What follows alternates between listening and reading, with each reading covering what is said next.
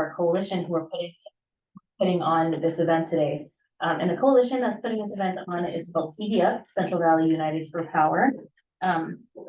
Today we have candidates from Tulare County District 1 and 2 and Assembly District 33. All candidates running for Tulare County Board of Supervisors, Districts 1 and 2 and Assembly District 33 were invited to join this forum, but the folks that you see here were the folks who were able to make it or who RSVP'd. This forum is not an endorsement of the participating candidates. The goal is that the voters have an opportunity to meet the candidates, learn their platforms, and ask pressing questions from constituents in their respective districts.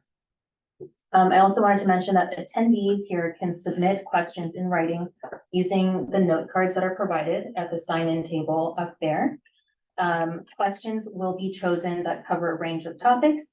Any inappropriate questions will be discarded, including personal attacks on one or more candidates, explicit support for one or more candidate, questions not related to the office, etc. Similar questions will be combined to avoid any duplication. And for those who are on Zoom, you're welcome to drop a question in the chat for review. And our lovely Marissa Marasa will be moderating the chat at this time. Really quick note on Zoom guidelines. Virtual attendees of this event are participating via Zoom. We're joined by Angel Ruiz, candidate for Assembly District 33. Any spamming or harassment on the chat will lead to the removal of the participant from the forum. Please make sure to keep yourself on mute so that we can hear all the questions and candidates. And the video is being recorded. So if you're saying you're agreeing to be recorded. So those are all my disclaimers I had to make. Yes, go ahead. I did want to make a comment. The online interpreters are having a little difficulty hearing. So we can speak out loud or a little bit closer to the mic. Thank you, Estefania. We will try to speak up so that the interpreters can hear us better. So again, thank you all for being a part of this forum. We're here to learn, to hear from, and ask the pressing questions that concern our coalition as well as the constituents of Tulare County. And with that, I will pass it over to Kao-Cheng Lau to give us a review of the agenda and the format today. Hi everyone. So I'm the civic engagement table coordinator for Central Valley United Power, also known as CVO. I'm going to try to speak as loud as I can so those on Zoom can hear us. So before I go over the agenda, I do want to give an overview of who CVF is. We are the one hosting the forum, CWC Water Community Center. They are also one of our partner organizations. So CVF is also known as Central Valley Power. We're a coalition of 8. We currently have 8 organizations, community-based organizations, that builds inclusionary transformative people power across 8 counties. So we cover all the way from San Joaquin County all the way to Kern County. And what we do is we want to promote policy and systems that will provide equitable opportunities for working families, youth, and communities throughout the Central Valley. Our organizing strategy is one moment. What's the issue? Oh, Lisa. Oh, yeah, go ahead. Thank you.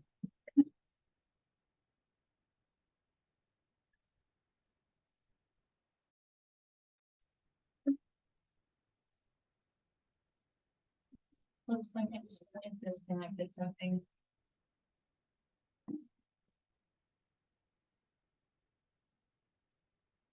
Okay, I think you put it back. Pardon us, we're trying to balance having a laptop from the Ice Ages and then a very new, like semi-surveillance device camera, so. Technology at its finest. Yeah. Thank you, Andrea. Go ahead, Kao-Cheng. Apologies. Thanks so much. That, y'all. So our organizing strategy is grassroots and people-led focus. Our core focus areas are integrated civic and voter engagement, community advocacy that aims for political accountability and the positive narrative building that uplifts community stories here in the Central Valley. And our vision is to really build people power to transform the Central Valley into a region that's rooted in dignity, justice, and thriving conditions for the current generations and the future generations. So for our agenda today, if those in person, it's on top of that wall right there. So we are going to meet the candidates, have them, give them an opportunity to have opening remarks. We'll have short questions from the CBO coalition members, and then community members will be allowed to ask questions to the candidates. Then we'll end with closing remarks and any important announcements. Thank you. Great. All right, and with that, I will pass it over. Will it be Marisa who will be talking through the role of candidates? Yes, because Camila is still the second table. Okay, excellent. Thank you, everyone. Actually, I'll stay here. Okay. Thank you, everyone, and thank you again to our candidates for joining today. My name is Marisa Monasa with Power California. And just so everyone is clear on what's happening today, we are hearing from candidates running for Tulare County Board of Supervisors and State Assembly District 33. So we have Benny Corona, who's running for Board of Supervisors District 2. District 2 consists of all of the city of Tulare and the communities of Allensworth, Alpal, Early Mart, Pixley, Teviston, Tipton, Waukena, and surrounding rural areas. Larry McCary and Joe Soria are running for Board of Supervisors District 1. District 1 includes North and East Visalia, the cities of Exeter, Lindsay, Farmersville, and the communities of Lemonco, Poplar Cotton Center, and Tooleyville. Strathmore as well. You're right, Strathmore was not included. Thank you. And for Assembly District 33, this district, again, is a state seat, and it covers portions of Tulare and Kings County, including the city of Tulare, Lindsay, Northeast Visalia, Farmersville, Dinuba, Reedley, Kingsburg, Porterville, Hanford, Lemoore, and Corcoran. Again, as a reminder to our audience, please submit questions on the note cards provided, and you can actually hand those. It will be to Antonio. If you do have completed cards, I'll let him know when he comes back in. And please keep questions relevant to the offices and subject matter. We may not have sufficient time for all questions, but we do encourage you to submit questions on your note card. And with that, I'll pass back to Junkie. Thank you, Marisa. We had 2 more people enter the waiting room while you were making your announcement. So I'm going to be keeping time very carefully with you all. So let's jump right into opening statements with 3 minutes each, and we'll just go in order from my right. So starting with Benny. Hi, so yeah, my name is Benny Corona. I was born and raised in Tulare County. Very happy to be here, and thank you for the opportunity and for setting up the town hall. I think is really healthy, really good to have as many candidates as possible for this office, but any office in general. So, and also we love to see our communities show up as candidates, but also that people that are in the audience can one day see themselves on this side. So first of all, thank you for that. So yeah, born and raised here. I come from a family of farm workers. I grew up working the fields of the San Joaquin Valley. And what I tell people is that's really what inspired me to get into public service and also to pursue an education. Like a lot of people, other children of immigrants, my parents told me my whole life we came here for the opportunity of education because we didn't get that back home. And so I was able to get that here. And eventually I did decide to get my degree in public policy because I knew at a very young age, especially working with farm workers and immigrants and people that are undocumented, that one day I wanted to help make political changes for our communities in the Central Valley that are good for all our residents, all the taxpayers in our communities. So that's what I'm trying to do now as I run for office. I think I have a lot to offer, and hopefully we get the opportunity to share some of that. But yeah, just happy to be here. Thank you so much. Thank you. I'll just turn this around. Yeah, feel free to go ahead, John. Yeah. Thank you, everyone, for welcoming us. Gracias a todos. I really appreciate you taking a moment to give us the opportunity to give you some insight on who we are and what we believe. I was born and raised in Lindsay, California, when we had a hospital. I lived there my entire life, and I was fortunate enough to be blessed with parents that instilled the work ethic and the importance of education. I was blessed to have the opportunity to be chosen as a Regents and Chancellor Scholar to attend the University of California, Berkeley, and get a bachelor's in science and environmental economics and policy and a minor in education. When I did get that degree, I didn't understand why. I just knew that was the degree for me. I decided to come back to my community where I've served in a wide range of capacities. I've worked in libraries, I've worked in computer science rooms, I've worked as a substitute, I've worked as a teacher, I've worked as a truck driver, I worked as a field worker, I've worked as a community organizer. All these things have given me a plethora of opportunities to really engage with my community and really understand the struggle that they continue to have with water, access to water, with the affordability of water. And I really do think that it's incumbent upon us as community members to continue to champion water rights for everyone. I was born and blessed with the opportunity to really have an impact in my community by informing people of their rights, but also their opportunities to engage with their leaders. And that's what my candidacy is about, engaging our community and engaging them with the leadership of our community. Because fortunately, we do have a democracy where we can make change. If we exercise our right to use our voice, if we exercise our right to organize and to vote, we have the opportunity to make a change. And we can feel that impact immediately as long as we're willing to work collaboratively. And that's why I feel so privileged and honored to be here with the incumbent, with other candidates. This is what brings change. Coming together. We may not see eye to eye and everything, but coming together will always bring a positive impact to our community. Thank you. Thank you. Well, good afternoon. My name is Larry McCarty, and I'm your District 1 representative of Tulare County Board of Supervisors. I've had 33 years of law enforcement experience in government and working with the communities. And when you're in law enforcement, you're actually embedded with the communities and you know what their needs are and you see their sufferings and you see what's happening. And I've been involved with that for many, many years. Upon my retirement, I worked my way up to the rank of captain of the sheriff's department. That's no easy task. You have about 800, 900 employees. I worked my way up to the top 7.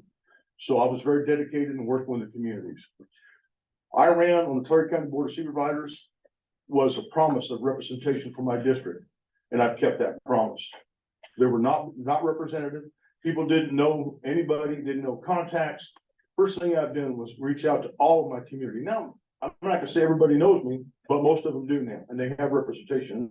I get phone calls continuously. I promised that I would answer my phone, and I have. It's a 24/7 job.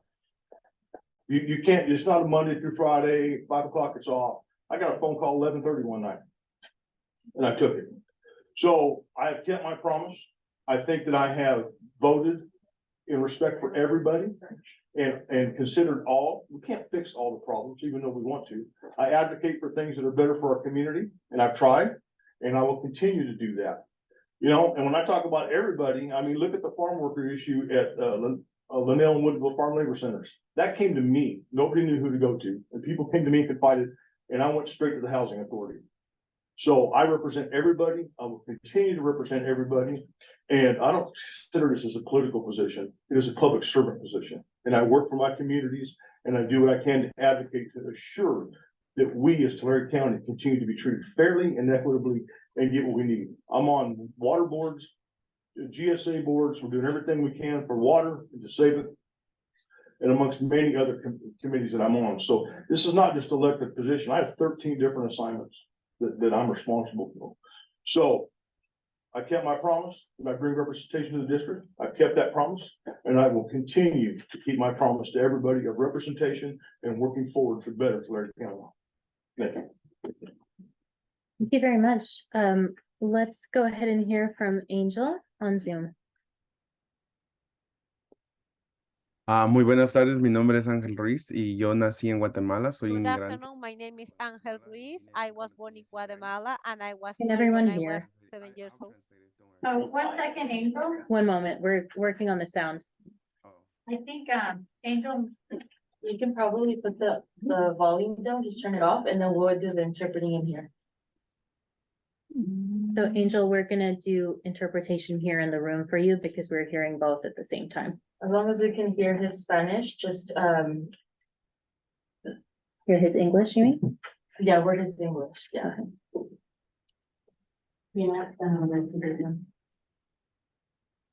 That's like original audio, and then we should. This, Maybe says it's TV.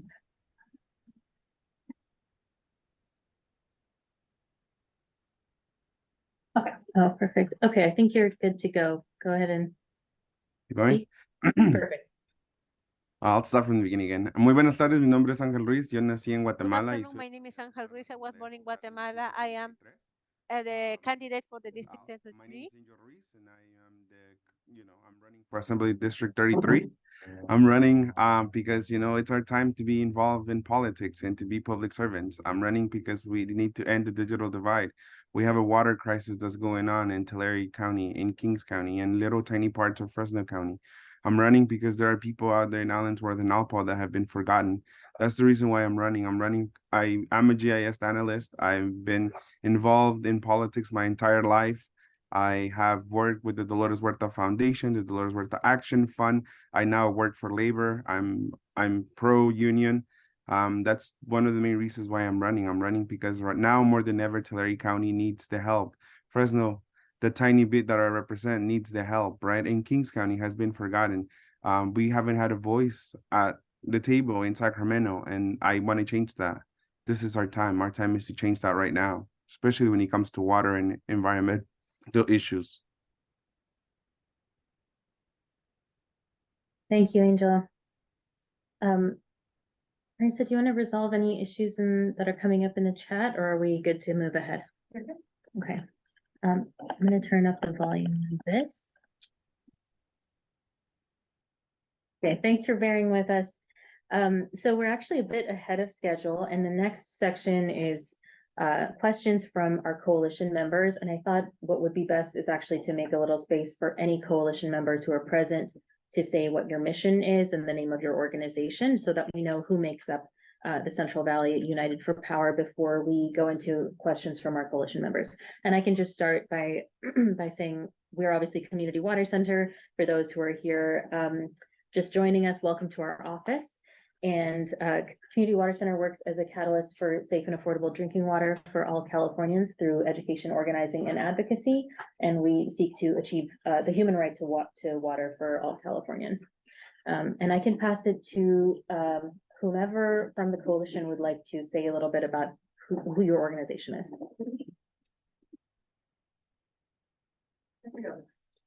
Okay, thanks. Hey folks, I'm Montserrat Sanchez. I'm an organizer at Faith in the Valley. We work with the 5 counties in the Central Valley, all the way from San Joaquin down to Kern. And essentially we work with people of faith, whether it's an institution or just faith in your community or faith in a specific issue, right? And we work with them to organize amongst themselves. We believe that people closest to the pain know the solutions to solve this problem. So we eventually organize with them and build them up to create people power. Thank you. Thanks. Hi, everyone. Again, Marisa Moraza with Power California. Power California is a statewide organization. However, we do have a strong emphasis here in the San Joaquin Valley. And our mission and our goal is to empower young people and their families to take action and to create the California that represents them. So we're excited to be here and learn more about our candidates. Hi, everyone. Emma de la Rosa, Regional Policy Manager with Leadership Council. Our mission is to eradicate injustice and advocate for sound policy for disadvantaged communities, especially regarding land use issues, transportation, access to clean and affordable water. That includes wastewater issues. Also to advocate for sound policy to improve air quality. Tulare County has one of the worst air qualities, especially, we're driving down Pixley. That's one of the major areas where we're seeing a lot of air quality concerns because of the dairies and dairy expansion. So we'd love to hear some of your thoughts on that. We want to ensure that there's equitable opportunity to access, funding. A lot of the communities that we work with do lack a lot of infrastructure, and infrastructure that we really shouldn't be fighting for, right? Such as lighting. I mean, a lot of our communities probably have lights, and we know how beneficial those are, and sidewalks for folks to access their schools in a safe manner, or grocery stores. And so we work alongside residents. We do not work for residents. We work alongside residents because we believe in co-powerment, which means that residents have the expertise and the knowledge about their community, and know what policies and what decisions would be most beneficial for them. Thanks, Emma. Anyone else from CV up here? Otherwise, I'll just have Kao-Cheng say the rest of the organizations that are a part of CV up. Yeah, I can. I work projects ahead of time. Usually I forget one, I leave one out because there's 8. So we have Faith in the Valley that introduces themselves. Power California also doing so, Leadership Council, PwC, that's already four. There's HIT, More Innovative Politics. And then we also had CRPE, the Center for Party, Race, and Environment. And then there's also Dolores with the Foundation. I'm always missing one person. Californians for Justice. Yeah, California for Justice, I'm so sorry. Yeah. So there's 8 total, so those are the 8 ones. So we have half of the members here, the other ones couldn't attend. Thank you, Kao-Cheng. So with that, of course, you'll be hearing questions today focused around some of the coalition priorities of our organizations. But we'll also transition into any questions from the public. And in terms of format here, we'll just take questions from coalition members, and everybody here is welcome to answer. So I'll start with Community Water Center. Ryan, would you like to go ahead? Yeah, thank you. So what water issues in Tulare County are most prevalent, and what steps do you propose to remedy these challenges?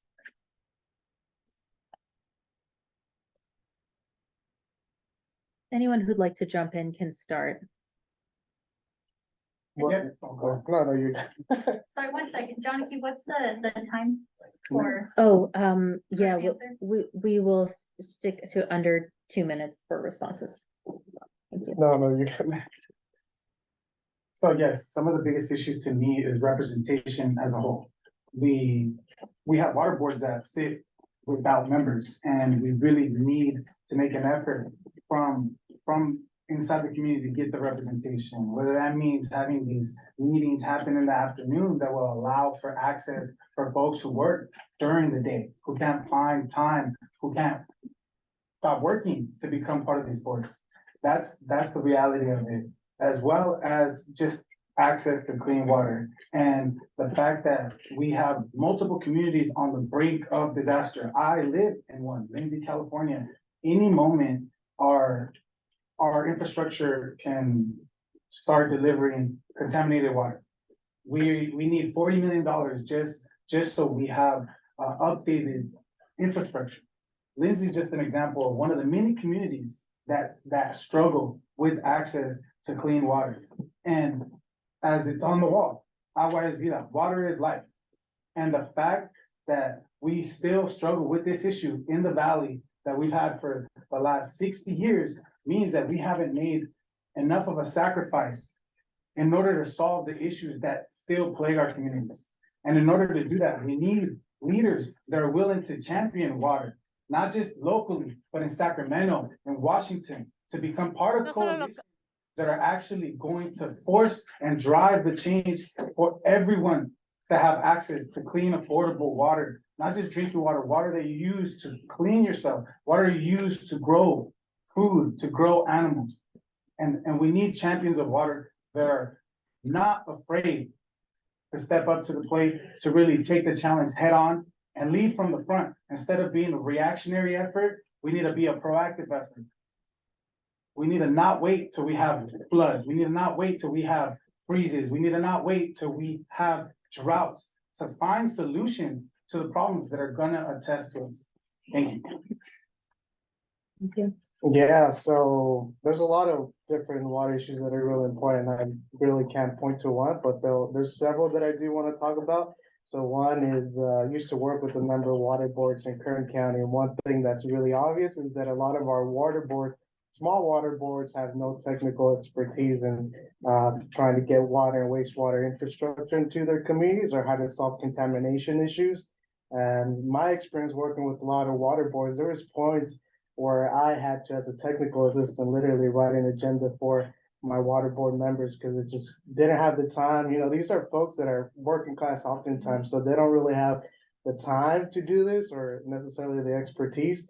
And so I think that's something that's really missing in the equation. We really got to invest in providing technical assistance for these communities, which Community Water Center is one of those groups that does that here. South Help Enterprises does it as well. I think Leadership Council does it. I'm not too sure. But that's something where I see there's a big need for technical assistance. And that's something the county can also take a proactive approach in getting these folks the technical assistance that they need to make sure that we have safe and affordable drinking water. And so that's the second one, like, it's the fact that our water is not safe and not affordable in a lot of these communities, because in some of these rural communities, they're paying for their water, right, but they can't drink it, so to drink water, they have to buy bottled water, so it's not affordable, because they're getting charged twice for a service that they're already paying for as taxpayers. So that's the other big issue, is like, it's not safe and affordable, so we really gotta work with groups like Community Water Center to ensure that that happens, because I see it as a thing of political will, not necessarily that it's a rocket science that we can't figure out, so. Well, big issue is quantity and quality. Ever since our water, 100% allotment's been cut off and it's been going to the ocean, that's caused us more dependency on pumping for agriculture and even for homes. If that water was to come and run through the canals, that would replenish the aquifers, reduce the dependency on pumping. Quality is also an issue, but it's also because the water's going down. So if we were to raise that up, it would work. Lindsay, East Korea GSA, of which I'm a board member, we did that reservoir there, added. That's gonna work on that well to try to reduce the nitrate level in that, to continue with it. I'm not aware of any board in my district that does not have members on it. They're all filled up. They're mutual water companies, a lot of them. The board of supervisors has no authority over them. We can't give them anything. They can ask, they have to make a decision, and then they can proceed. We've offered help.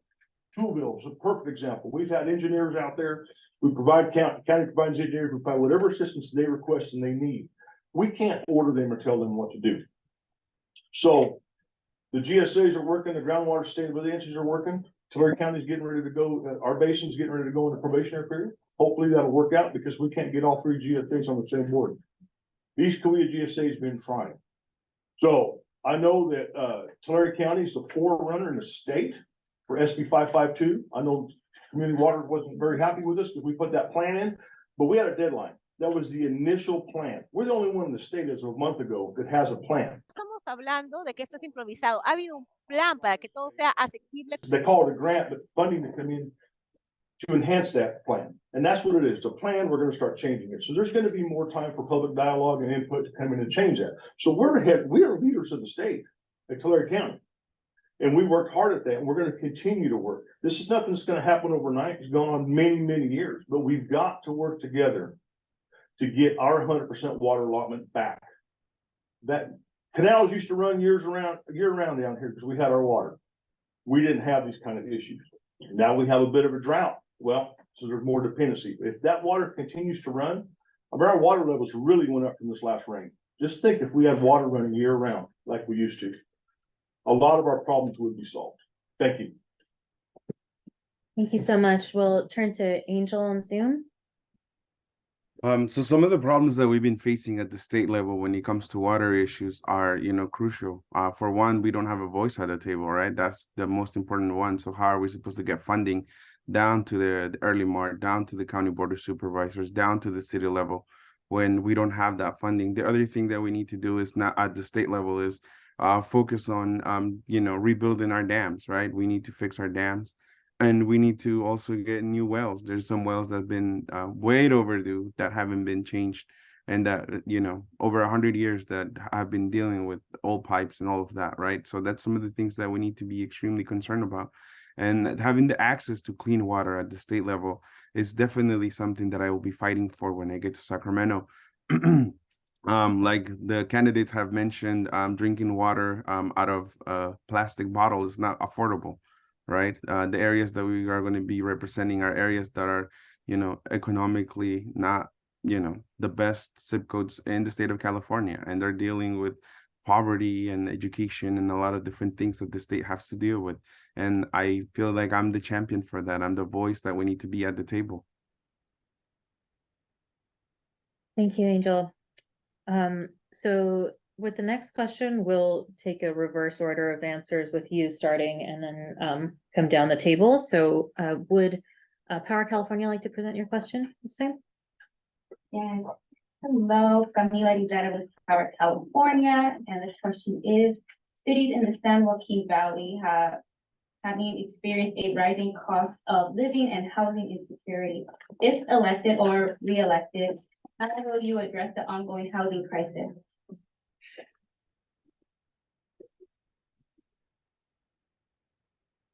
Do I start with it? Yeah, we'll go ahead and start with you this time, Angel. It was hard to hear the beginning of the question. I just heard affordable housing. I can go ahead and repeat the question from up here. Can you hear me okay? Yeah, thank you. Yeah, so the question is, cities in the San Joaquin Valley have experienced a rise in the cost of living and housing insecurity. If elected or re-elected, how will you address the ongoing housing crisis? So the housing crisis is a state problem that we need to deal with, right? Number one, I think we need to have affordable housing so we can stop, the situation when it comes to the unhoused people. That would be the first priority. The second priority would be to build houses for people in my district, District 33, that are affordable. People that, single mothers that are going to be helped out, and single parents that are going to school, and all of that. That's the other thing that we need to take into. And then the other one would be economical growth. We need to have economical growth. If people are having livable wages, how are we expecting or asking them to pay $1,500 of rent a month, or $1,200 for a single bedroom? That's unheard of. And this is the Central Valley. This is Tulare. This is Kings County. This is tiny bits areas of Fresno that are extremely expensive. So that would be the main priority for me as elected in Sacramento. That would be the change that I will be bringing back to the Central Valley. Thank you very much. Supervisor McCarty?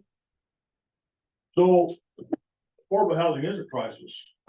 You talked about cities. The county has no authority over the cities. They have their own government. However, we do work with a lot of them. We already provide like permits and other things that would add cost to housing. The county pays a portion of that. Every time it comes up, we vote on whether or not. And there's always, it depends on what it is, maybe 70%. 70%, 70% que se da aquí. Entonces, eso es lo que va a venir. Hacemos lo que se pueda, lo más rápido. Because delays cost more money. Porque cuesta mucho más dinero. In the rural areas of Tulare County, y estamos viendo aquí en el county, talking about, are not approving any kind of. Esto. They have to approve it. And again, like I said, we have no authority over them. So when we do an expansion, like on the wastewater treatment the county has, there's always a Proposition 218 vote that comes in against it. And I get it, nobody wants to pay more. However, the way the system works is we have to raise those fees in order to get federal money and grants to come in to expand the systems. So it's really a catch-22. So we have done what we can to help on that side. We've got to get these systems expanded, and in order to do that, we need federal money. So that's why when these raises come up, we don't want to do it. There's still a portion the county pays. So a lot of these wastewater treatment plants that the county's looking at water, the county's still paying a part of those bills.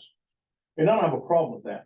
So we are trying to do what we can to move. But you want growth in Tulare County, get the wastewater treatment plants and the wells approved through these boards that have the authority to approve it. Thank you.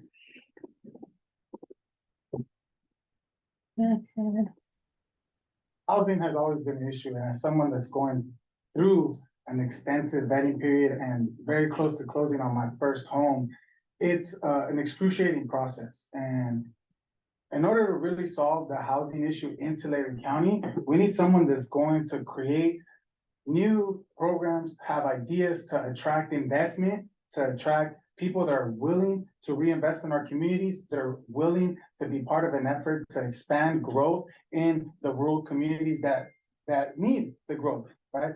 As the incumbent said, yes, there is a lot of different agencies that need to approve the new investment, but there needs to be a mediator, someone that's willing to work alongside the investor, alongside the different municipalities, whether it's a water board, whether it's a city. We need somebody that's going to bring people together, that's gonna hold people's hands, that's really gonna get these projects across the finish line, right? You're not gonna get these projects across the finish line by sitting back and making sure, oh, well, go to this board, go to that board, fill this out, fill that out. You need to be a proactive individual in order to really reinvest in our communities. We need somebody that's going to be proactive. Housing is not going to solve itself. It's a statewide problem, but Tulare County is starting to raise the rates of its rents, of its mortgages, and with the rates, the interest rates being so high, we need more creative solutions to single family dwellings. where that's being able to construct, with quicker approvals of permits. Those are things that we can solve here locally, right? We can increase the speed of development. Those things can happen with the decisions that we take regularly locally. Yeah, so as a county supervisor, I'd have a few priorities to address the cost of living issue and the affordable housing issue. Number one, building as much affordable housing as we can in the county. That's number one priority for leveraging the tools of our county to make that happen and work with the appropriate stakeholders. So affordable housing is a huge part of that equation.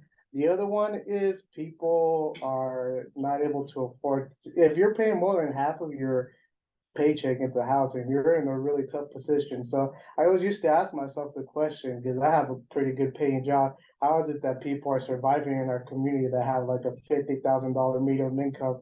I wasn't making sense of it. The reality, they're not succeeding. They're not being able to pay for this. People living in multiple people in a home. So that's what I figured out as I campaigned, and also the rise of homelessness is directly tied to this cost of living issue. So one thing is also high quality jobs, bringing those to our community. And one way we can do that is working with our unions, carpenters, sheet metal workers, electrician unions. These folks can provide pathways to enter the trades from people right out of the high school and they have to go into debt. So I say that's a multifaceted equation. I mean, but those would be my priorities. Build as much affordable housing as we can, leveraging the tools of our county. And the other one is bringing high quality jobs so that people aren't paying, can only, their income, half of it is going to housing. It's pretty crazy. So something's got to give and we got to do something about it soon. So. Thank you very much for your responses, candidates. Next, we have a question from Hmong Innovating Politics. Does Couching, would you like to present that? Gather it up first.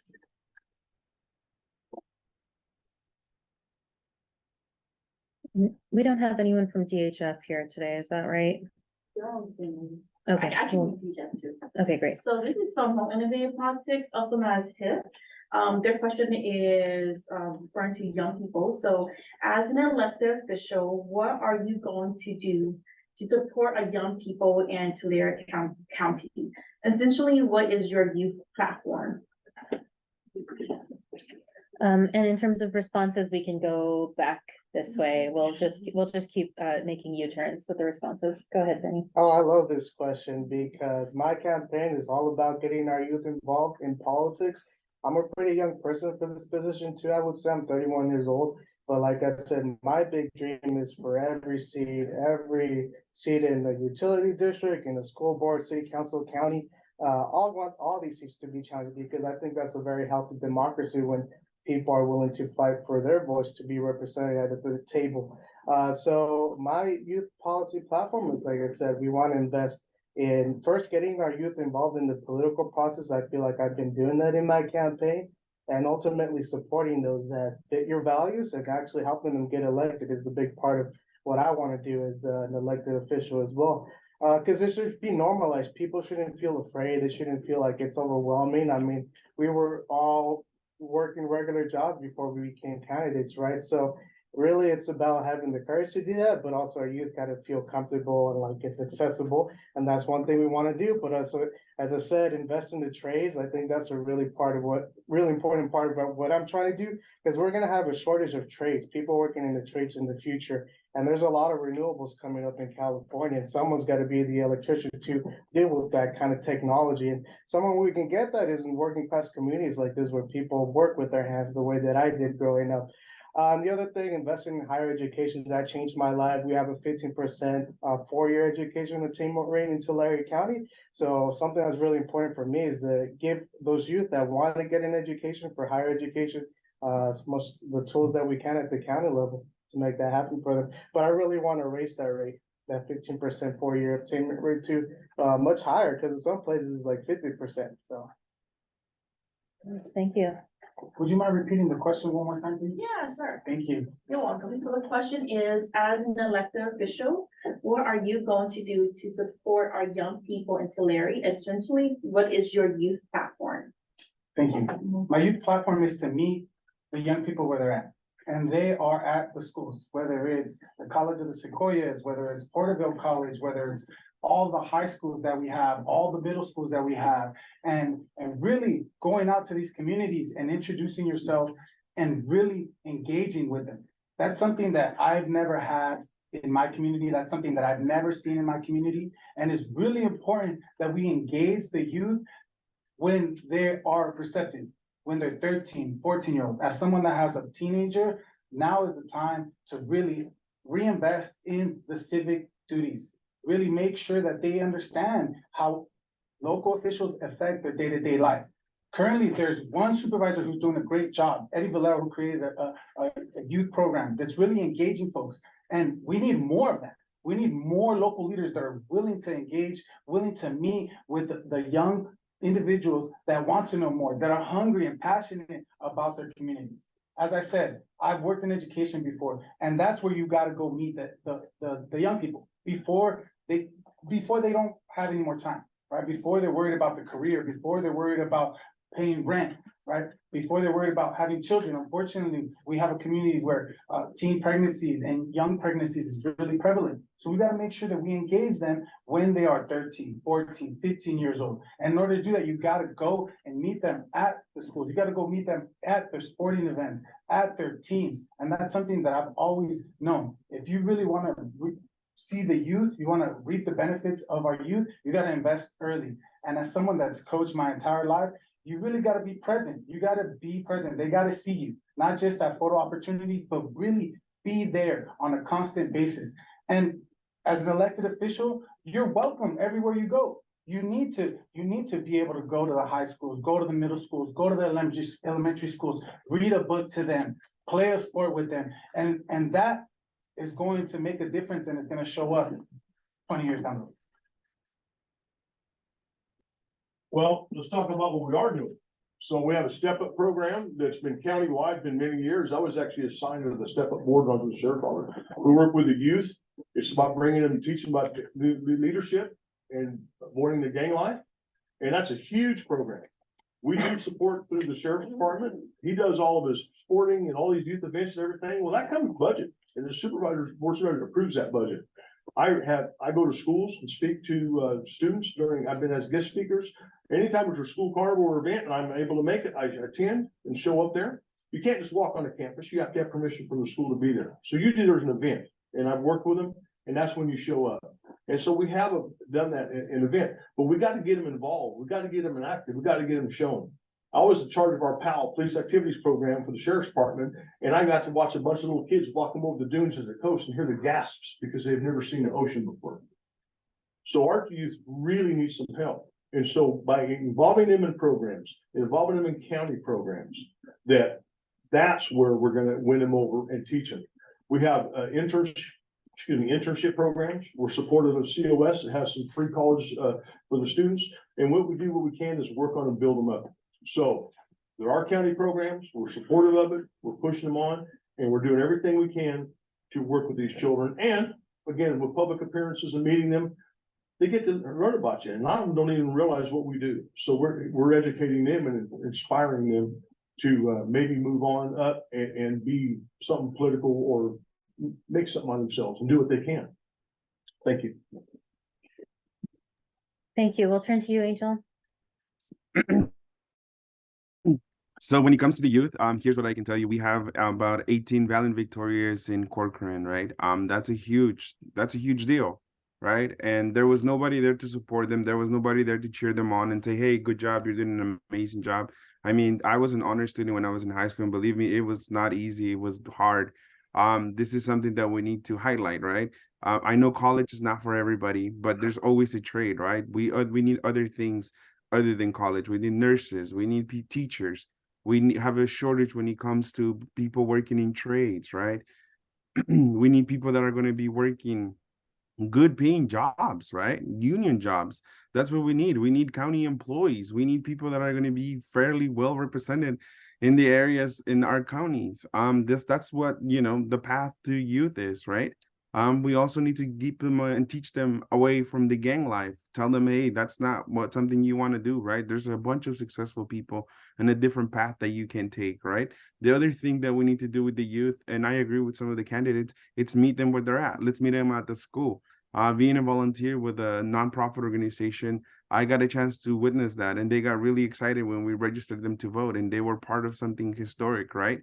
In tremendous numbers. I think the last one that we did was 178 people that we registered to vote. They were super excited. So just, doing those little things, going to where they're at and meeting them at the schools, meeting them at the churches is something that can definitely go ahead and change, someone that's on the path to finding their way in life. So being part of the youth is something that's incredible. That's the future of all of us, right? That's the future of District 33. So I can definitely go ahead and say that, hey, youth people, I support you. I'm with you. Anything that I can do as an elected official in Sacramento, I will be the voice for you. I encourage you when I become an elected official to become an intern in my office, and let's go do this, because we need your ideas. We need you to be part of the change that we have in the communities right now. This is our communities, right? So that's where I'm at with the youth. Thank you so much. Thank you, candidates, and to Hmong Innovating Politics for that question. We'll be transitioning into public questions soon, but I want to just make a quick announcement before we have our final coalition-based question, which is just to remind folks that if you want to ask a question from the public, please grab a note card. I think the stack of them is up front. Am I right? So please grab a postcard and write your question down and give it to Camila. Camila, can you raise your hand? Give your question to Camila, please. And if you're on Zoom, go ahead and put your question in the chat. I see we have several chat messages in the chat right now. And we'll have folks here collecting and vetting those questions for the next section.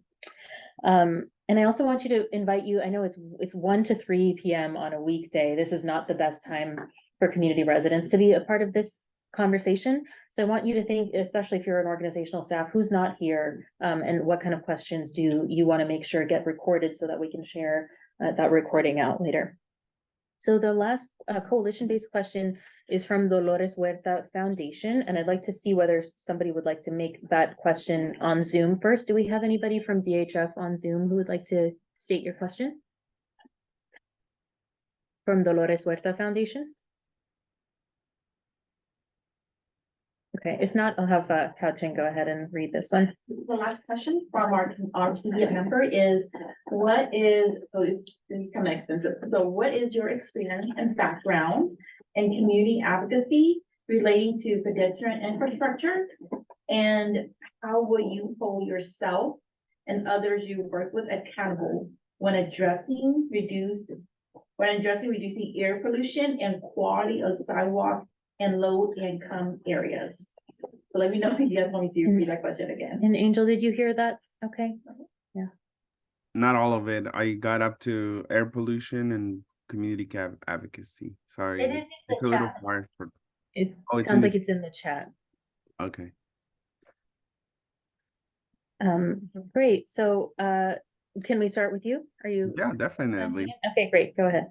So when it comes to community advocacy, that's what I've done my entire life, right? The first time I voted, I was out there, with Proposition 8, where yes meant no and no meant yes.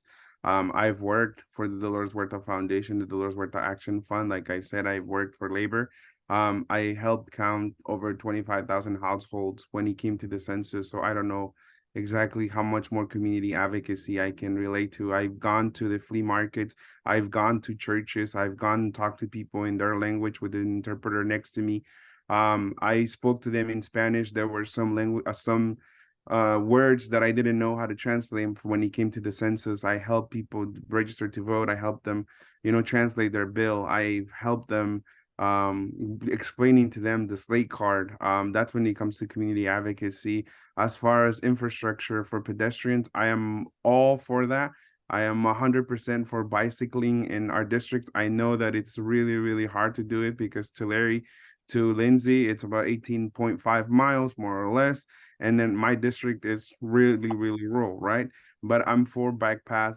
I'm for, having the right place for all of us, not just, young people or anybody, right? But we need parks, right? That's the infrastructure that we need. We need places where we can go and, you know, be there with our families, and we need trees and shade. That's the other thing that we need. And we need to, of course, increase our sidewalks, right? We need to increase our budget so we can have sidewalks. There's some areas where I live on the west side of Tulare on F Street and Inyo, and where there is no sidewalks. As a matter of fact, my street on F Street, my neighbors don't have sidewalks, and the people across them, but 6, 7 houses in a row, they don't have sidewalks. So that's something that definitely we need to fight for at the state level. That's something that, you know, I've seen in Corcoran, I've seen in Avenal. There are some areas there that don't have, you know, the infrastructure that we need, that we don't have the places where you can go. And I guess it's time. Sorry. Thank you for your response.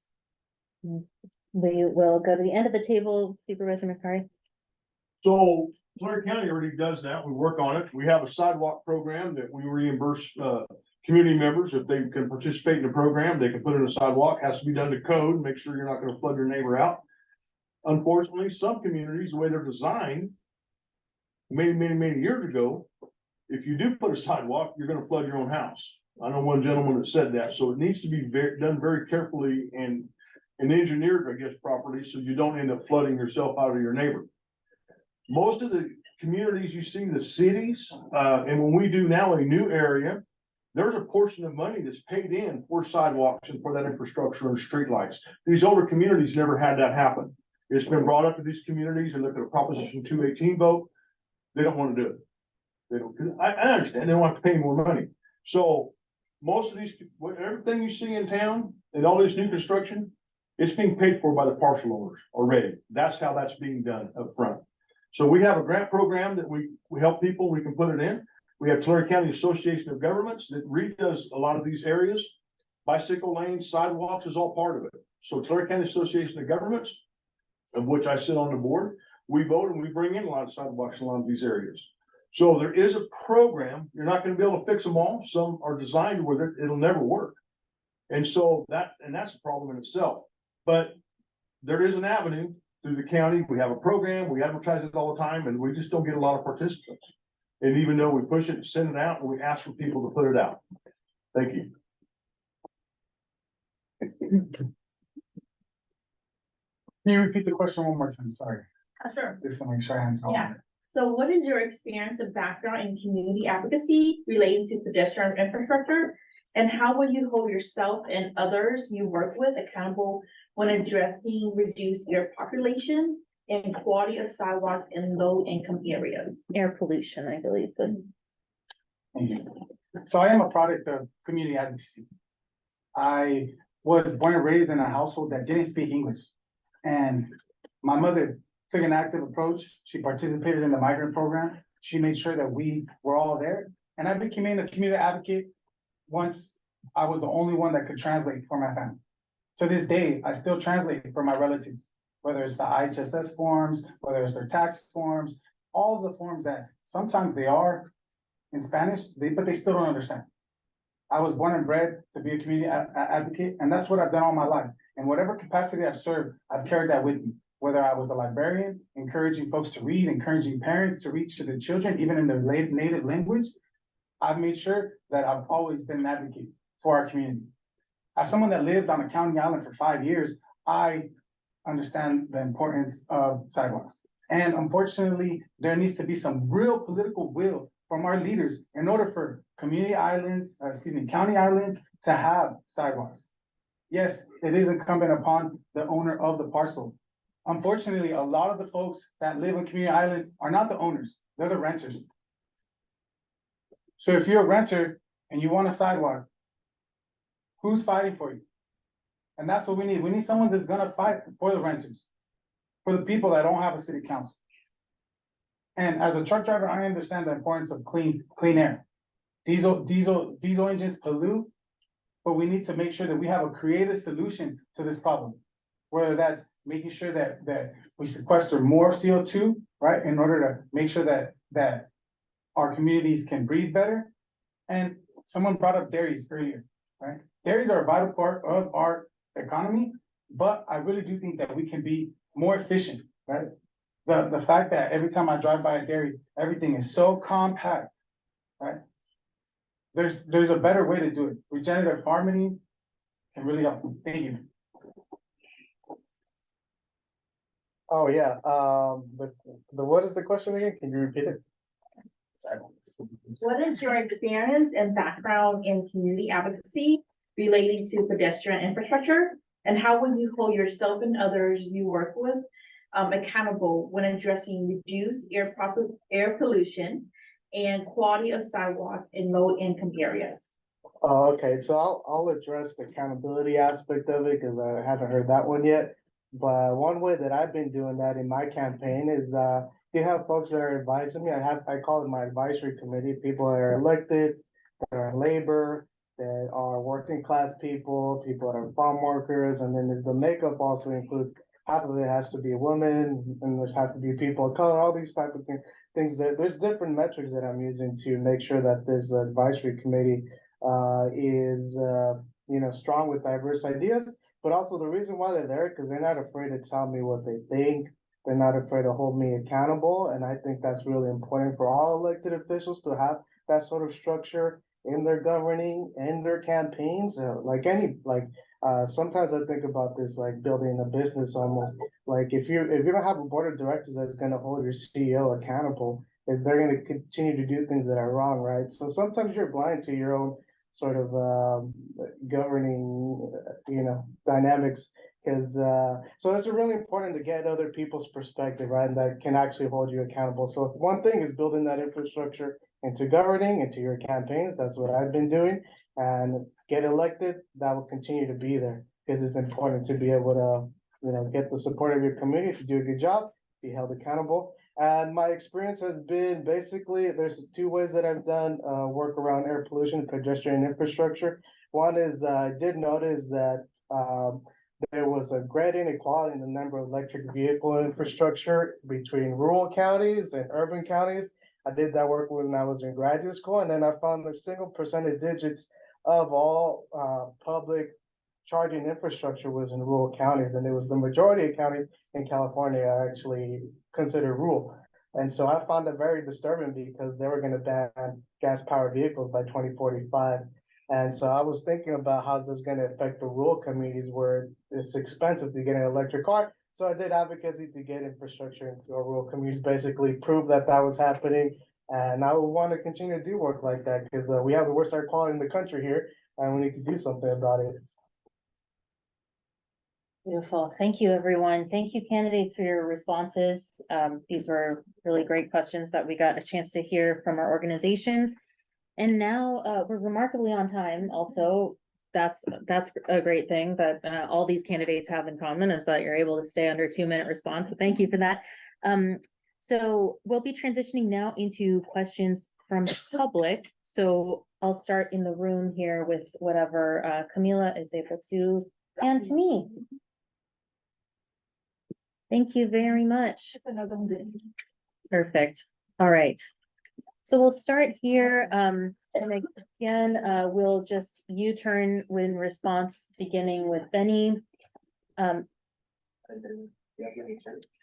Okay, much attention is being placed into new construction and development.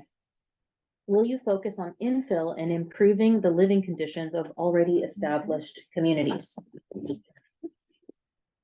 Oh, yeah, absolutely. Okay, well, you're welcome to use 2 minutes of time to answer the question. Oh, If okay. you'd like Well, to, I don't your think I'm yes is understanding the perfectly fine as well. If it's a yes and no, perfectly fine. So I'll read it again. Much attention is being placed into new construction and development. Will you focus on infill in improving the living conditions of already established communities? You're right, it is yes and Yeah, I no. mean, absolutely, yeah.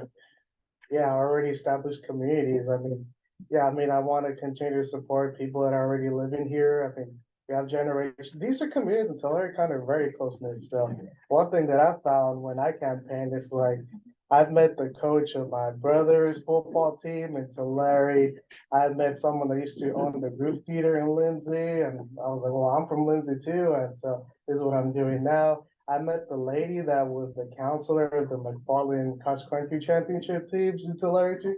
So these like are really close knit communities. So And I think they all have an interest in supporting I know there's new developments happening, and we're probably gonna get people that are not native to Tulare County to come here. But I think everyone, I think all our communities really are interested in supporting the existing communities and welcoming new folks. But yeah, I mean, I think it's a straight yes or no. I mean, absolutely support our community. Thank you. So yes, and that is a great solution to a problem that was brought up earlier, the housing crisis. Infill is one of many creative solutions that we can have in Tulare County.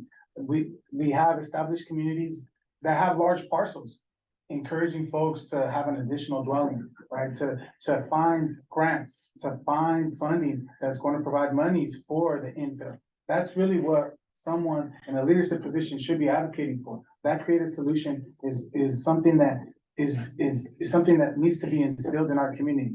There is, as someone that lived on County Island, someone that travels the entire county, someone that's seen the entire county, there's a lot of large parcels even within the city limits. And infilling these parcels, making sure that they're done correctly and helping the people that want to see this happen, make sure they dot their T's and cross their I's, and dealing with all the blue tape is something that we need, right? We need someone that's willing to hear them out, to connect them to the proper office, to connect them to the proper engineer, the proper approval process, and really advocate for a creative solution, but to implement our community. So again, we're already doing this. We have a community development block grant that through resource management, that people who have these homes that can't afford to rehabilitate them or work on them, maybe we get grants. We just voted here a few weeks ago to waive the fees to come back. So after so much time, we waive those fees for those families that can't afford to pay it back. So we give these grants to them all the time. They're available and they can come in. So we have been doing that. As far as rehabilitation, again, we pay a portion of the fees, permit fees if they need them. We do what we can to help reduce those costs so we can help those people to fix their homes and work on them. So there's grants available. I don't remember how many we just voted to waive, and it'll come up again next year. Every year there's an overlap, but we end up giving some match. Some people pay what they can, and the ones that can't, we end up waiving it. It comes back. So was that another part of that question, or was that it? I think the last one I missed part of that question. The last part was, will you focus on infill and improving the living conditions? So on infill, I'm on the LAFCO committee. I'm an alternate right now, but that is the local area formation. And it talks about boundaries and what the cities do, and everybody works on is the infill portion of their cities. And so if the city wants to incorporate an area to infill it, then it comes to LAFCO, gets approved.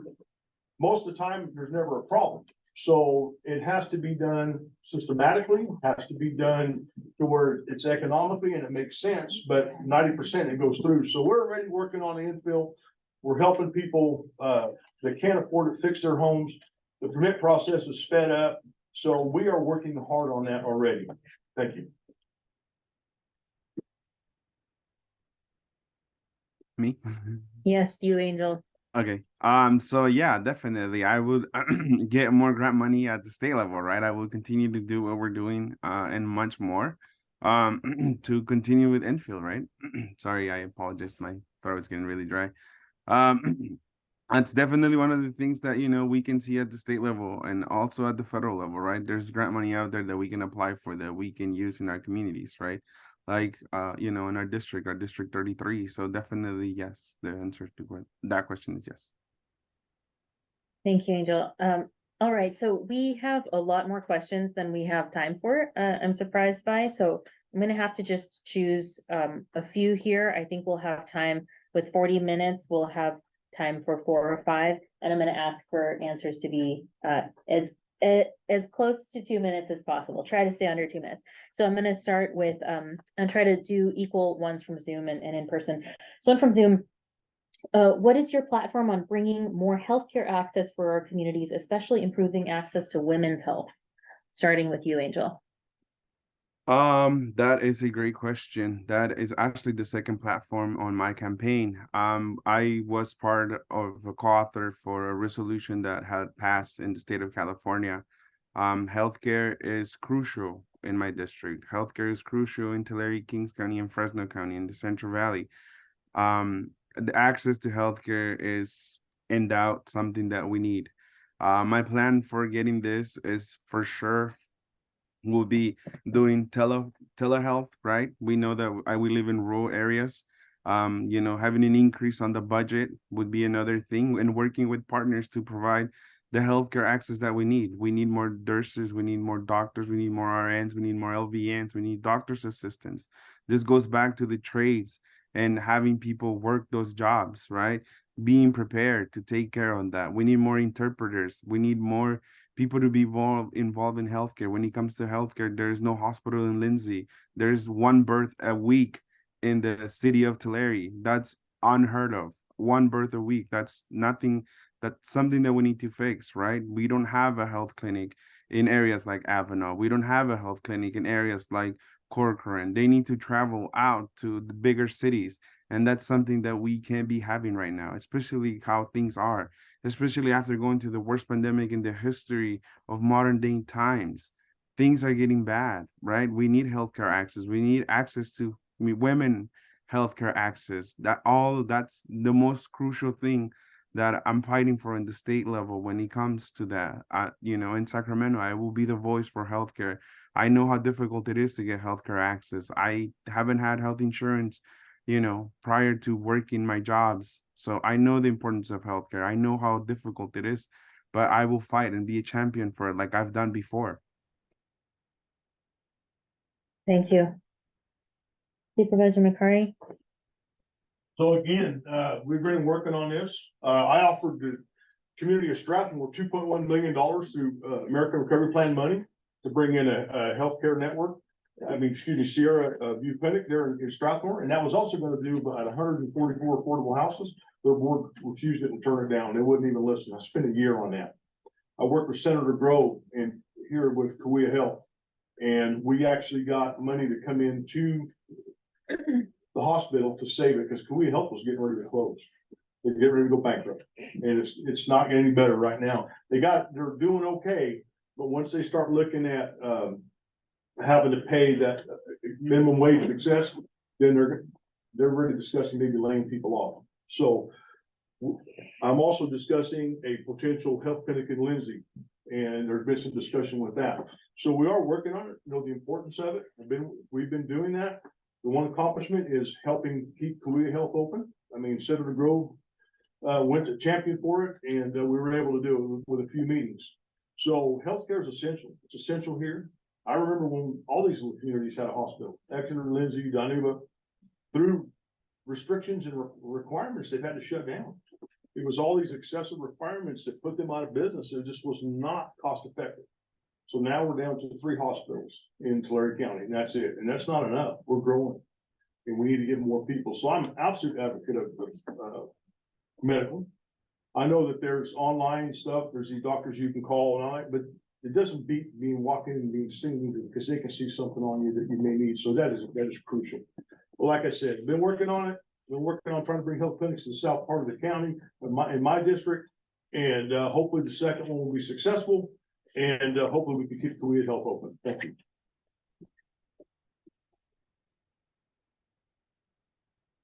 We need to reinvest in our infrastructure for women's health.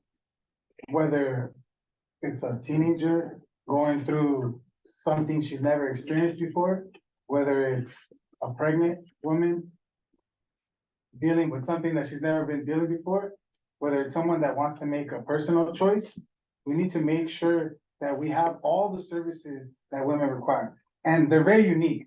I grew up with 4 older sisters and a mother. I understand, not personally, but I've seen them firsthand. And throughout the stages of womanhood, there's a lot of different things that happen. And we need to have quality healthcare for women. All right? My mother went through early menopause. She had to have her uterus removed. She couldn't do it locally at the time. We don't have a lot of these services available for our folks. And if they do, they have to travel from these rural communities to our local hospitals.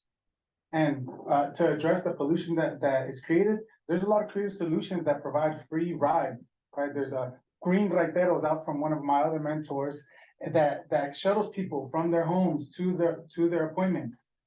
But women really need more, right? My mother has gone through, unfortunately, she's going through Alzheimer's disease. And again, she had to travel all the way to Fresno. And anytime she has an appointment, she has to go out of Tulare County because Tulare County, none of those services are offered in Tulare County. There's a lack of services, not just for women, but for across the health spectrum that we need to reinvest in. In order to do that, we need to advocate in Sacramento, we need to advocate in Washington DC, we need to have a champion of our communities, a champion of women that is going to make sure that we see these things happen for our communities. Women are the backbone of our communities. I grew up in a household of strong women.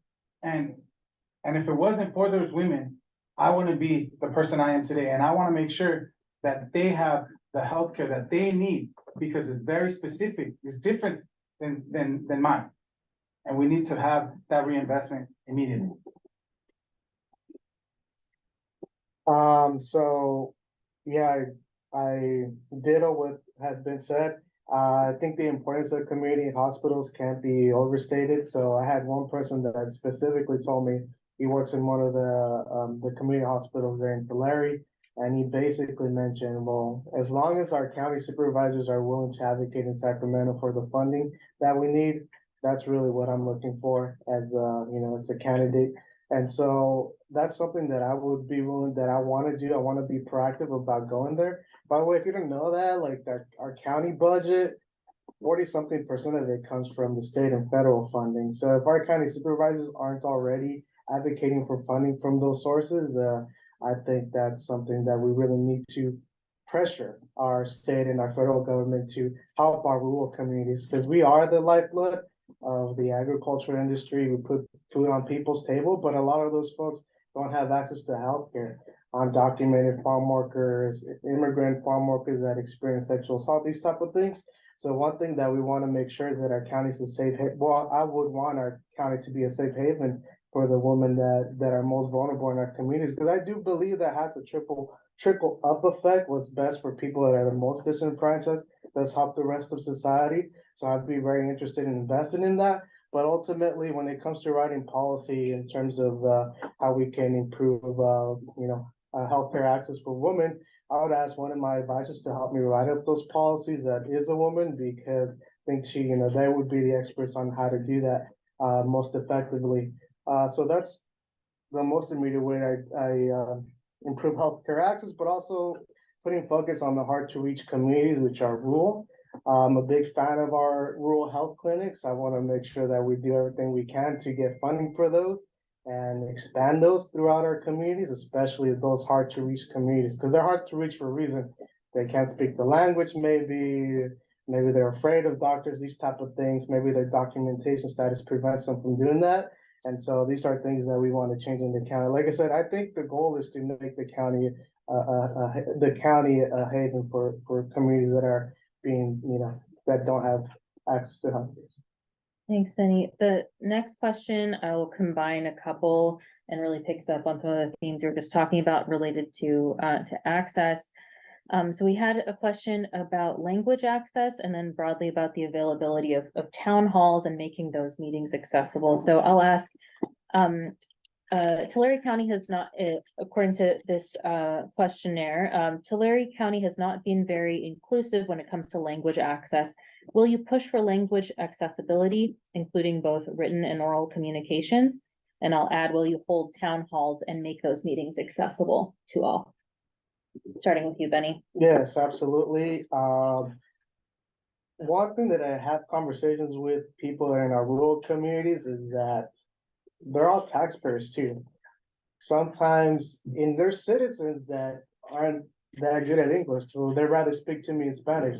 And so we understand is that the makeup of our community is very diverse, and sometimes English is not accessible to them. So we got to make that accessible to our community. So that's something that I'm very committed to doing, because I think it makes us a better society, it makes us a healthier society when people feel like they can show up as who they are, not trying to fit into what they think they need to look like to talk to an elected official. And so that's something that I work really hard in. I mean, meeting people where they're at and Yeah, I think town halls are a big part of that too. I think just people feeling safe that they can talk to you and they know that you're their representative. They're your boss, like that's what I try to instill in my community. Like, you guys are my boss. Like, if you have a problem with something that we're doing, I want you to like, yell if you need to, whatever you need to do. Because then that's the way people feel like their voice is actually being heard, and then we're implementing it. And I've had that happen to me actually. I have done like forums and these type of things for sewer projects and water projects. And sometimes people show up pissed, but I was like, this is great. I love it. I love when our communities feel like they can show up and hold us accountable and so that we can do a good job. So that's what I really want to see. So I think it's really important for people to feel like they can talk to you like your boss will talk to you. So. Mi mamá me decía, el que puede hablar dos idiomas vale lo doble. My mom told me the one who's able to speak in both languages is worth double. Because our community is so diverse, even when the forms are printed in their language, they need help with understanding. So it's not just a language barrier, it's an understanding barrier. And as an elected official, we need to do more. We need to go above and beyond the call of duty. That's what I'm willing to do. I'm willing to go above and beyond the call of duty. Right? I'm not gonna wait until it's time for someone to have a complaint to address the situation. I want to be proactive in these situations, and town halls is one of the best tools that you could do to hear your community. And that's what I want to do. I want to make sure that my community has a voice, that the representation is there. And the way to do that is to invite people over. As an elected official, we speak too much, or you speak too much, and we need to be listeners. And that's one of the skills that I feel I have mastered over the time of living with 5 beautiful women. I become a great listener. And we need to use that skill, whether it's in Spanish and Hmong and English and whatever dialect that may be in our rural communities. We need to make sure that we meet them there. And town halls is great, right? That's something that I pledge to have. Not just every once in a while, but regularly in different communities. District 1 is wide, and we need to make sure that everybody has an opportunity to be heard, right? And something that I continue and will always advocate is for having meetings and having the opportunity for folks to speak after 4 or 5 p.m. Right? I have a full-time job. Most people, in order to support the families, have full-time jobs, and it's very difficult to take time off.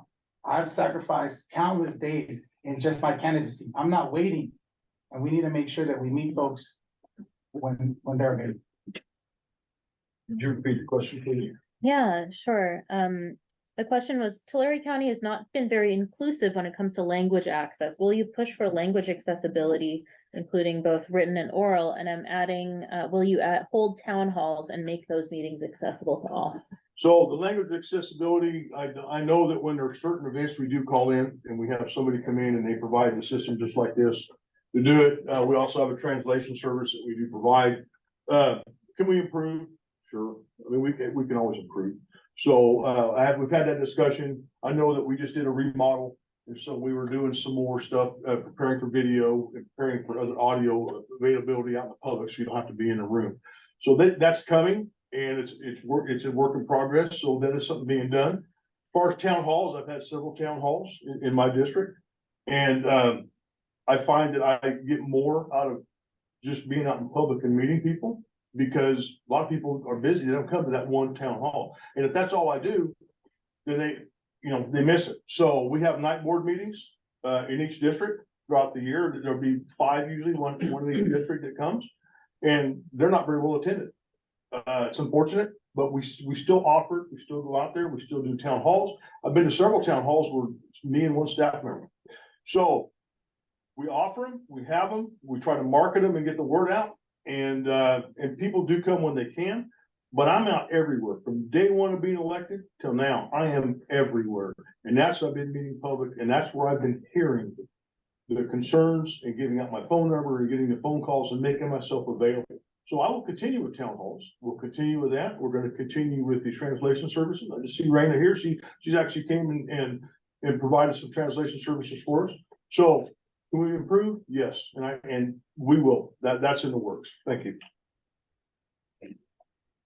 Thank you. Go Claro ahead, que Angie. por supuesto que sí, vamos a arreglar este problema que tenemos de lenguaje en el estado, en mi condado, en el distrito 33. We are going to change, we're going to fix this language access problem that we have. We have, in my district, we have 6% people are Hmong. We have 4.7% of the people that speak Tagalog, and we have people that speak Zapoteco and other languages. I promise you, I am a champion for language. I know how difficult and hard it is to be able to understand something that's a government document and not be able to read it, understand it, and sit there and have somebody wait 2-3 hours and, oh, here, we can't help you, come back another day. That's unacceptable. And at the state level, I will fight for that. I will ensure that everybody understands what's going on, because language access is internet access, is having the right to prosper. That's the importance of having language, and not just in Tulare County, not just in Kings County, but language access. I have a degree from college, just how important that is to me, having the understanding and concept of language access. So absolutely, yes, yes, yes, yes, yes to language access and beyond. Thank you, Angel. All right, we have 2 more questions and just enough time for that.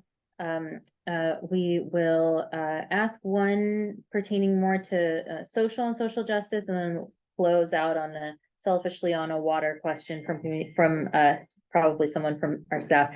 So the first one is, once in office, what ways do you plan to support queer communities in your district? Angel, are you ready to start with that one? Yes. Great. When it comes to the LGBT community, we have yet to see the pride flag being flown in my district. When they try to get ahead and try to get a voice at the table, they get turned down. There are people in Porterville right now that are scared to come out and say, hey, look, I'm LGBTQ+. I do this, I do that, because they are fearful for the backlash that's happening. Not just that, there are people in Avenal, people in Corcoran that are scared and be who they are. Of course, I stand with the LGBT community. I stand with the queer community. I stand with them, and I will fight for them at the state level in every way possible that I can. You have the right to be happy. You have the right to pursue whatever you want to do in life. And most importantly, you have the right to be sexual orientation and love who you want to love. At the end of the day, it's beyond love. It's about your happiness. It's about your well-being. And if that means that you have to love somebody of the same sex, so be it. That's perfectly fine and acceptable. It is 2023. And now more than ever, people are being supported in the things that are going on. And yes, I do support and stand with the LGBT community. Thank you. We'll go back around the horn here, Supervisor McBride. Yep. So I absolutely support that community. The source is in my district. I attend their events regularly. I meet with Nick, Brian, work with them. I've participated in an awards program, that the interview process that they have in order to support them. You know, I get phone calls, that billboard on 198 when they were trying to do, I think it was an anti-AIDS program. Somebody took it upon themselves to think it was offensive because it showed 2 men standing by each other, calling me, yelling, ranting, raving, going on. That was a national program. I supported that, and I said, no, we're you know, I did not pressure HHSA was worried that they were coming to me and I was going to say, I didn't care. No, because it is a program. I support the source. I support the work they've done. They do amazing work. I have friends that are black in that community. So, you know, I don't understand what the big hangup is even today about it with some people, but I understand that there is. But I openly support the community, and I support the source and the work they do, and I will continue. Thank you. If it was up to me, the pride flag would have already flown in county, on county flagpoles. That's my opinion. There's that type of power there. And to me, we shouldn't be afraid to show our support. It's one thing to say that I support. It's one thing to actually support. And to me, it goes above and beyond. We need to go above and beyond to support a community that's been traumatized, that's been villainized, that's been in deep pain for far too long. And as someone mentioned, it's 2023, and it's time that we go beyond just a quiet support. And to me, personal freedom is very, very important. Regardless of my opinion, personal freedom should always be a priority as an elected official. We should never infringe on anybody's right to express themselves. And that's how I feel, and I will always feel that. Yeah, absolutely. We're in support of the LGBTQ plus community. One thing that I do want to share is my advisory committee that I bring up oftentimes because, like I said, it's really important. I think even when you're a county supervisor, you have to have some kind of accountability in your personal governing style because this is where, right, sometimes you don't have personal experience being a woman or being someone that still works as a farm worker. So these are perspectives that you can only get from people that are living through it. So one thing is if we're going to write policy that affects the LGBTQ plus community, you need to have someone there that can help you write that so that, we cover the base there, that lived experience there. So that's one way is that, yeah, we have folks like that in my advisory committee, but the other important aspect thing that I want to bring up is acknowledging violence that does happen against LGBTQ plus community members and why people are afraid to show who they are and show up authentically. And that's something, like I said, I want our county to be a safe haven for all our community members. And again, so one thing that we need to do, I think, is make sure people are protected from violence. So that's something that I really am interested in seeing how we can cover as a county, reducing violence against our communities. And yeah, I would love to work with the people in my committee to help solve some of that. Thank you, Vinny. All right, for our last question from the public. Flooding throughout the county earlier this year showed the extreme need to engage in interagency coordination, including collaboration with the state. What are steps that you will take to ensure that flood prevention efforts are done in that manner? No, start here. Oh, can you repeat the question? Sure. Flooding throughout the county earlier this year showed the extreme need to engage in interagency coordination, including coordination with the state government. What are the steps that you will take to ensure flood prevention efforts are done in that manner, that collaborative manner? Yeah, so one thing, obviously, you got to be very proactive about ensuring that flooding doesn't happen, like why it happened in the first place, and then how we can cover our bases moving forward. But that means working with the state to make sure we know who is accountable, because I felt like when the flooding happened in South Tulare County, it was like a lot of confusion, and we were trying to figure out who's the person that's accountable for this, what's the agency accountable. And I remember the communities there themselves, they have to be the ones that were accountable. And so, we want to prevent that. I think, in my personal opinion, our county should really be the source of accountability there. I think we need to take leadership on that because these communities don't have city councils or city management. They don't have those kind of resources. And I actually think the most important job of a county supervisor is to support those rural unincorporated communities that don't have city councils and those sort of budgets. So I think you got to take leadership. You got to be the source of accountability and say, hey, the state, this is what we got to do to prevent the drought. And, we'll be the mediators at the county level. Because there shouldn't be confusion about who's responsible for floodings in our southern Tulare County community.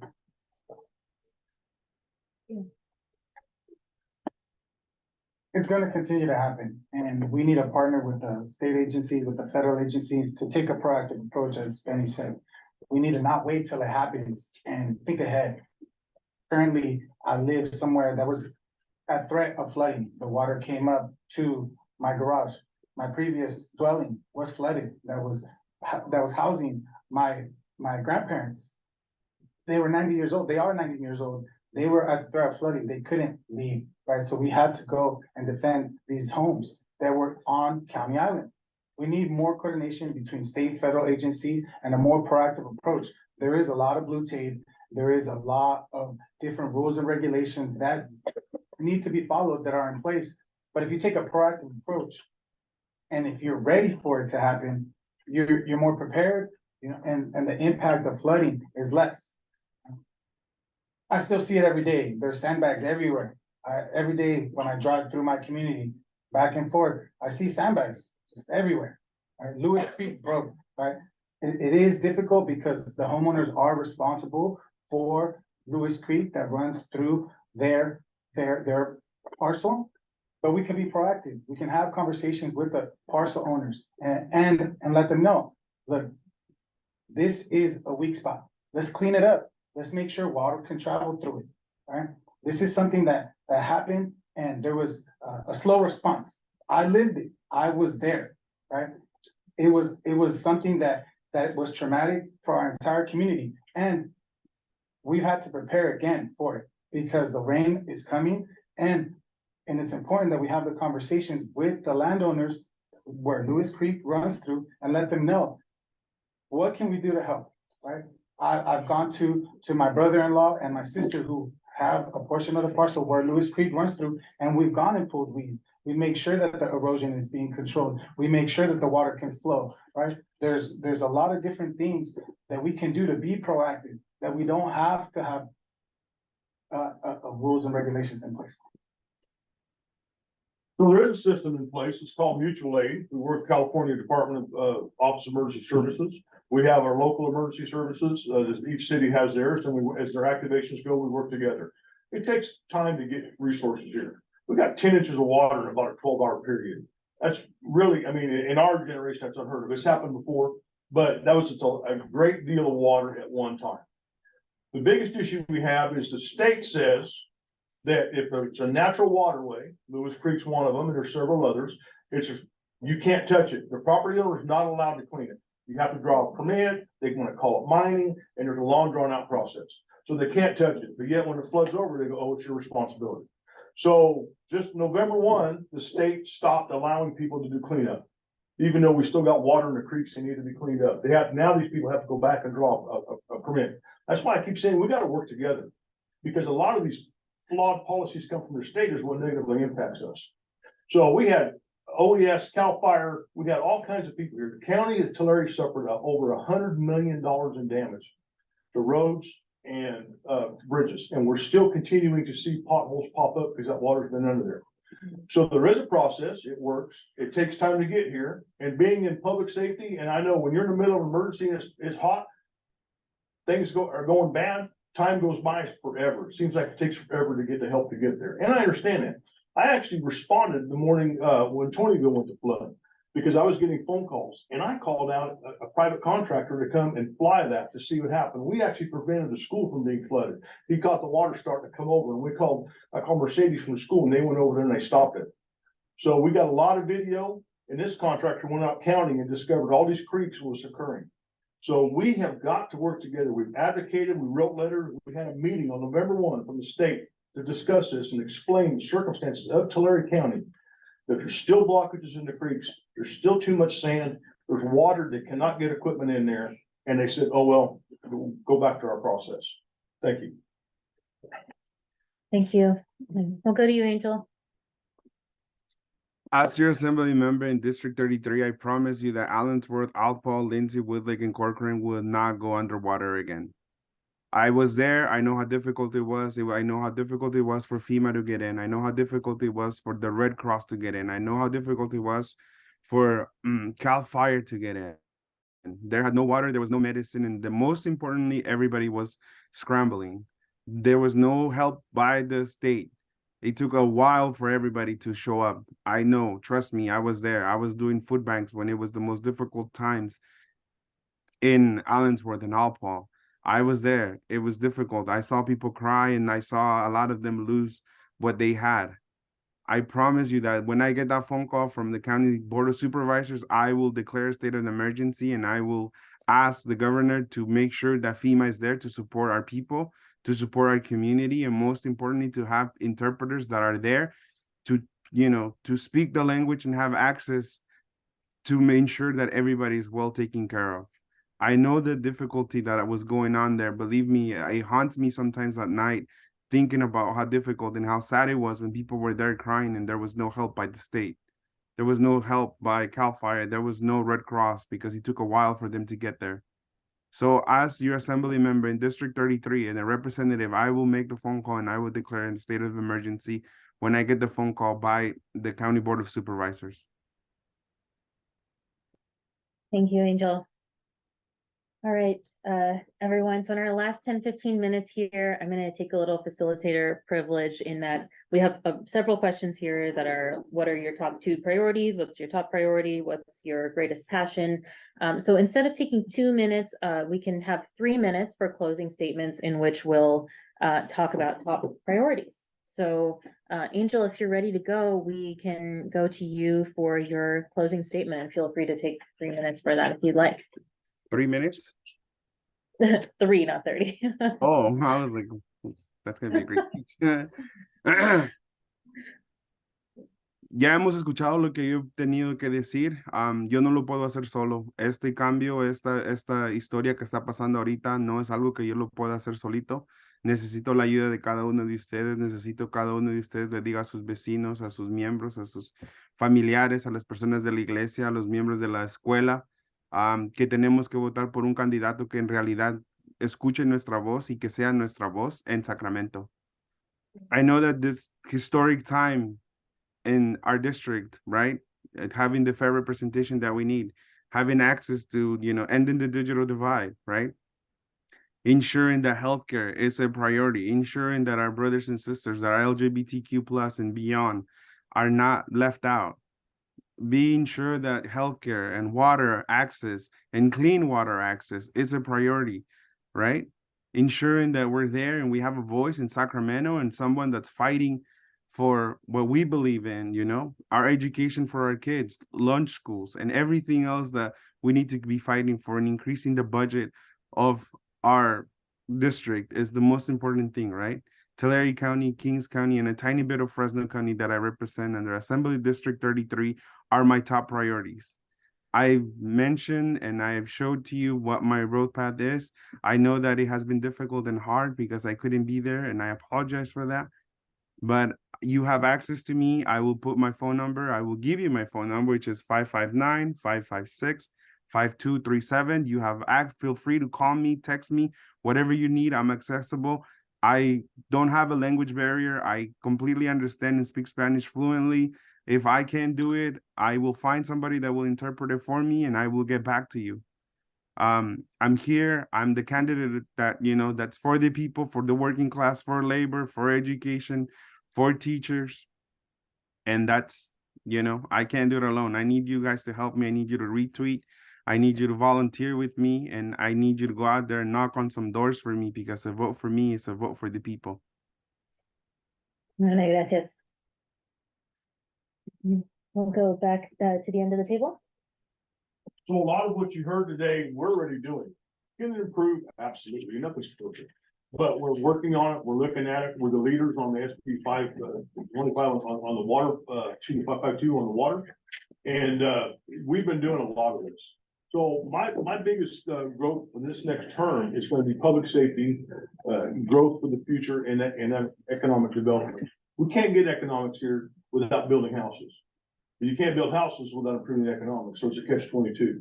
So we're going to continue to advocate to see what we can do on getting some more affordable housing here. We have to work with all of these other little districts that have the wastewater treatment and have the water to get them to start allowing some growth. Poplar's a good example. They got that well in there, they're going to get some growth. But we need to work together to do this. And we're writing a lot of letters. We're going to continue to advocate on that and continue to try to get some growth here for the county. Medical, housing, all of that needs to be improved upon. And we discussed that here several times. So one of the big issues that we encounter is there's too many different agencies involved and you can't get things done. We write letters to the state, we do what we can to advocate, and it's almost like a bunch of separate little voices. That's why, and I've even told Emma, we got to work together. I told this to Rena. We've got to work together to come to a common approach and start moving forward. The water plan coming up. I know you guys are going to get involved, but we got to work together to do that. So I believe that we should work together. We should continue. I've been advocating since my entire career to help the communities and helping them help themselves to be better. And we've got to be able to work on our economic development. I'm terrified regarding the minimum wage coming up. And it's not that I don't believe that they deserve a minimum wage increase. There are a lot of businesses already talking about laying people off.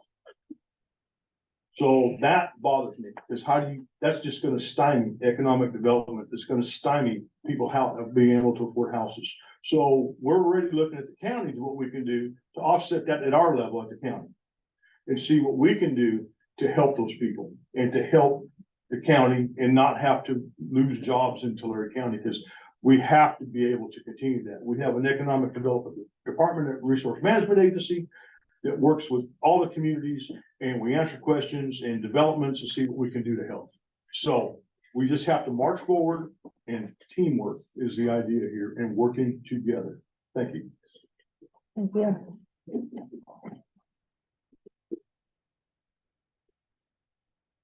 My number one priority is going to be to make sure that we have safe and clean water for all our communities. Unfortunately, Tulare County was against SB 389 that just passed. If I was on the Board of Supervisors, I would have made sure to voice my disagreement with the disapproval of 389 that the county sent. It's not gonna have any punitive damages, and it's just going to allow for a little more accountability. If we work together, we can make sure that we have safe and clean drinking water. We need someone that's going to go above and beyond the call of duty. And I deliver. I do that for my job, but I've always delivered. From when I was a child to now, I deliver. And I will make sure that I deliver safe and clean drinking water, whether it's 5 years down the road, 20 years down the road. I will not leave this earth until there's safe and clean drinking water for Lindsay and for Tulare County as a whole. The second emphasis of my candidacy and my incumbency is going to be economic development. In order to do that, we need to have more jobs. As a tradesman myself, as someone that knows plumbers, welders, we need to make sure that they want to work in Tulare County. And unfortunately, because of the prevailing wage that the supervisors control, they go to Fresno, they go to Kern County. And I'm not saying it has to be double or has to be comparable to Fresno, Kern County, but we need to have a discussion. We need to have a discussion in order to attract that work, in order to keep that work in Tulare County. And our county employees, whether they're in-home care providers, whether they're the ones that are helping with floods and freezes, whether the ones patching the roads, they need to have a wage that's gonna allow them to own a home, to prosper in Tulare County. County supervisors are in charge of that. And I will make sure that they do have a livable wage, a wage that's gonna allow them to prosper. And the third is reinvestment in our infrastructure. As we mentioned, our water systems are ancient, and we need to make sure that we find the funding. And I have the network for that to happen. I will not only send letters and advocate, I will go to the governor's doorstep. I will go to Washington, DC, and make sure not to just have a meeting, but to demand that Tulare County, the county that's #1 in the world, agriculture producing county, is given the resources necessary for the people to continue to prosper. We need to reinvest in our roads, in our schools, and in our hospitals and clinics. And we need to attract people that are willing to work with us. We need to be able to have the gift of gab and being able to have the charisma to really create a community that's going to reinvest in Tulare County. That's not the right choice. Hi, thank you everyone, for your time again.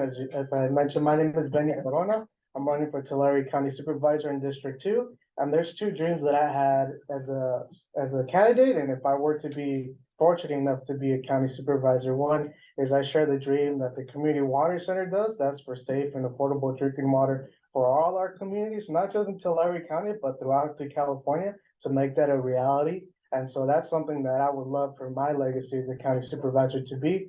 The other one is the development of our rural infrastructure, of our rural communities, modernizing our rural communities where it's majority working class, immigrant farm workers, agricultural workers, the people that are the backbone of our communities that are often left behind. And so that's something that I also want my legacy as a county supervisor to be, is the support that we gave those communities and building up their sidewalk lighting, simple things that these communities have asked me for personally.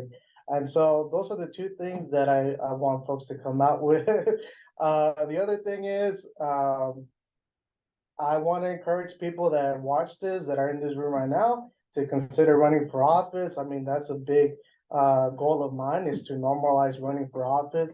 I think we all have something to offer. That's something that I learned as a community advocate and a community organizer. And there's a place for everyone in the movement to make the world a better place. Some of us can code, some of us are tradesmen, some of us are farm workers, some of us have a lot of money, and we can use that to make the world a better place. So I do want to encourage people to do that. I would love for that to be the case, and that's why I'm running as well. Because if I'm not willing to do it, how can I ask other people to do it? So that's it. Thank you so much for your time. Thank you. Thank you to Benny, to Joe, to Larry, and to Angel for your time today. Let's get a huge round of applause for everybody.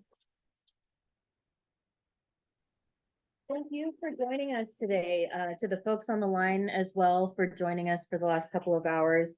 All of these people are going to be on your March 5th primary ballot. We hope that you get registered to vote as soon as possible. We have a registration table to sign up to register to vote right at the entrance to our office today. And the recording from today will be made available. I want to see if there are any last announcements before we close out the candidate space today from any of the organizations or anyone in the room. Okay, well, I want to thank CV Up and Linguistica very much for being here to provide interpretation. And again, a warm thank you to all of our candidates who are here today. Have a great rest of your day. Please eat food, hang out, mingle for as long as you'd like. Our office closes at 5:30.